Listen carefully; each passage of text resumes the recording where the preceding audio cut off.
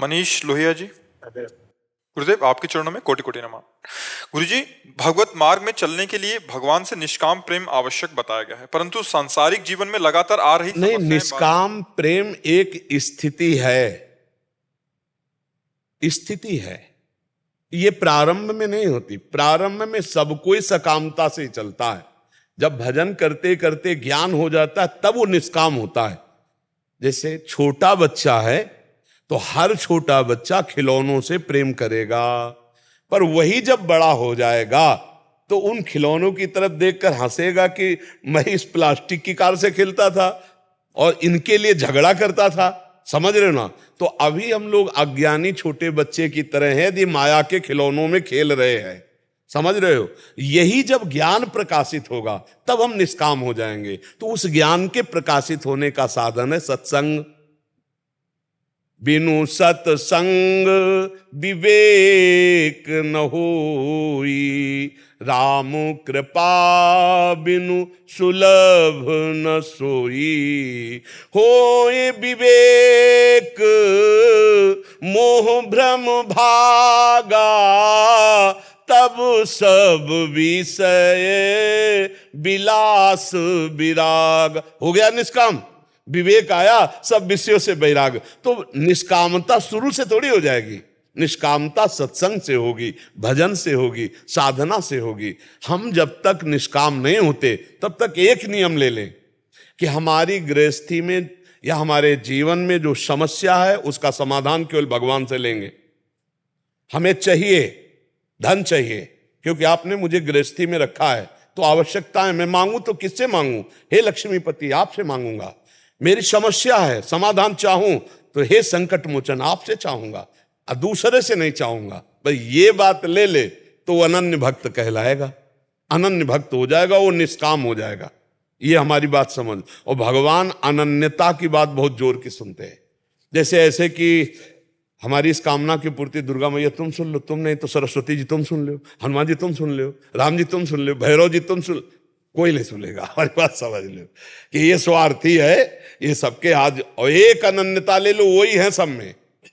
हे हनुमान, बस सब कुछ आप। हे राम, हे कृष्ण, हे हरि, किसी भी एक भगवान के नाम रूप को पकड़कर प्रार्थना कर लो। और उन्हीं के जैसे गोस्वामी तुलसीदास जी कहे, बने तो रघुवर ते बने, बिगड़े तो भरपूर, तुलसी और अंते बने, ता बनिबे पे धूर। ऐसी निष्ठा ले ली जाए और एक मन वचन कर्म से हरि की आराधना की जाए तो कामना भी पूर्ति हो जाएगी, भगवान भी मिल जाएंगे। पक्की बात समझ लेना। हाँ, कामना भी पूर्ति हो जाएगी, भगवान भी मिल जाएंगे। हमारी बात पर विश्वास कर लेना। कामनाएं तो हमारे पास अज्ञान के कारण हैं। जिस दिन ज्ञान होगा अपने आप ही छूट जाएगी। जैसे बच्चा से खिलौना जब बड़ा हुआ ना तो अपने आप छूट गए ना, ऐसे ही कामनाएं अपने आप छूट जाएंगी जब आपके अंदर ज्ञान का प्रकाश होगा। चाहे 70 साल का हो, अगर ज्ञान का प्रकाश नहीं हुआ तो बच्चे ही समझो, क्योंकि खिलौनों में ही खेल रहा है, भोगों में ही खेल रहा है। और 18 वर्ष का है या 16 वर्ष का है और उसको ब्रह्म बोध है तो ज्ञान वृद्ध है। जैसे श्री सुखदेव जी 16 वर्ष के आए तो हजार हजार वर्ष के ऋषि सब खड़े हो गए हाथ जोड़ के 16 वर्ष के सुखदेव मुनि के लिए। क्यों? क्योंकि ज्ञान वृद्ध है, इनको ज्ञान हो चुका है, ये जगे हुए महापुरुष है। तो नाम जप करो, यही निष्काम कर देगा, यही भगवान की प्राप्ति करा देगा। और जो मांगना है सिर्फ भगवान से मांगो। गीता में भगवान ने कहा है कि मेरे 4 प्रकार के भक्त हैं। अर्थार्थी, अर्थ चाहने वाले, आर्त, संकट निवृत्ति चाहने वाले, जिज्ञासु, जानने वाले, और ज्ञानी, मेरी आत्मा जाने हुए। समझ रहे ना? तो कोई शास्त्र विरुद्ध बात नहीं। भगवान से मांगना चाहिए, औरों से नहीं मांगना चाहिए। अगर मांगे तो भगवान से मांगे तो वो मांग भी पूरी हो जाएगी और मांगने का स्वभाव भी खत्म हो जाएगा। क्योंकि भगवान उसे ज्ञान भी देते हैं, वस्तु के साथ राग रहित होने का ज्ञान भी देते। जब भगवान किसी को धन देते हैं तो उस धन का अभिमान ना होने पावे, उस धन में फंसने ना पावे। ऐसा जैसे संखिया जहर है, आप खा लो तो मर जाओगे, पर वैद्य शोध के दे दे तो बड़े बड़े रोगों का निवारण करने वाला बन जाए। तो भगवान जब धन देते हैं तो उसमें अभिमान नहीं होता, क्योंकि लगता है भगवान की कृपा प्रसाद से मिला है, और वो बहुत सतोगुणी हो जाता है, वो ज्ञानी होने लगता है जो भगवान से मांगा। हाँ, इसलिए हमें लगता है कि अगर मांगे तो भगवान से ही मांगे और किसी से ना, अगर ना दें तो बुरा ना माने, क्योंकि वो कुछ जान रहे हैं उसमें अमंगल होने वाला, इसलिए नहीं दे रहे। जिससे हमारा मंगल होगा वही भगवान का है, पक्का विश्वास रख लीजिए। और धन तो अगर सही बात में देखा जाए तो अमंगल रूप ही है। ये अर्थ केवल कहने भर का अर्थ है पूरा अनर्थ। एक जगह महात्मा जी जा रहे थे तो 4-5 शिष्य थे, तो आगे देखा तो 4 थैलियों में असरफियां सोने की उस समय चलती थी। तो उनका, अरे गुरुजी असरफियां, अरे बोले डाइन है, खा जाएगी, छूना मत, ये माया है, नष्ट हो जाओगे। बोले गुरुजी सोने की असरफियों आपका डाइन है, खा जाएगी। बोले अर्थ नाम भर इसका है, घोर अनर्थ है, छूना मत चल।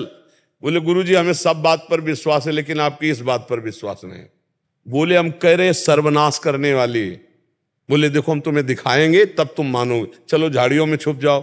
छुप गए। थोड़ी देर में देखा कि 4 राज कर्मचारी राइफल लिए हुए घोड़े पर सवार उधर से निकले। अरे उन्होंने देखा है तो थैलियों में असरफी, चारों कूद पड़े। बोले यार आज तो बड़े भाग्य, एक बड़ा पीपल का पेड़ था, छाया में बैठे। बोले इसके 4 हिस्से कर लिए जाएं। बोले देखो 4 हिस्से तो किए जाएंगे, पहले 2-2 असरफियां इससे निकालो, 8 असरफी। जाओ बढ़िया पेय पदार्थों, खाना भोजन के सामग्री के सब पदार्थ लाओ, चारों लोग जो है डट के खाया जाए, फिर इसको बांट लिया जाएगा। बोले ये बात तो। बोले 2 लोग बाजार जाओ। तो 2 लोग बाजार गए। जो बाजार गए तो उन्होंने कहा हम दोनों बैठ के भोजन यहीं पा लेते हैं और उन दोनों के लिए जहर मिला के ले चलते हैं। बोले ये बढ़िया रहेगा। बोले 2 भाग में बांट लेंगे, 4 भाग में काहे को बांटेंगे। बोले ठीक। उन दोनों ने कहा सुनो, वो दोनों भोजन लेने गए, जो ही नजदीक लेके आवे तो गोली से उड़ा देंगे, दोनों बांट लेंगे। बोले बढ़िया है। वो दोनों खा के जो ही नजदीक पहुंचे उन्होंने गोली मार दी। बोले अब यार पहले भोजन कर लेते हैं और फिर बांट लेंगे। भोजन किया तो उसमें जय था, दोनों ढलक गए। गुरुजी ने कहा देखा, कहा गई ला डाइल, चारों को भाग ले यहां से, नहीं तो फंस जाएगा। तो यद्यपि अर्थ का नाम अर्थ है पर वो है अनर्थकारी, और भगवान उसे शोध के दे दे तो वही संत सेवा, गौ सेवा, धर्म के कार्यों में लगती, समाज सेवा के कार्यों में लगती, और नहीं तो इससे बड़े पाप होते हैं। भारी भारी व्यभिचार, भारी भारी अपराध, पापाचरण ये धन ही कराता है। इसलिए हमें लगता है अगर मांगे भी तो श्री भगवान से मांगे और बहुत होश से इसका खर्चा करे तो ये जीवन लाभदायक हो जाएगा। नहीं तो धन से बड़े बड़े पाप हो जाते हैं।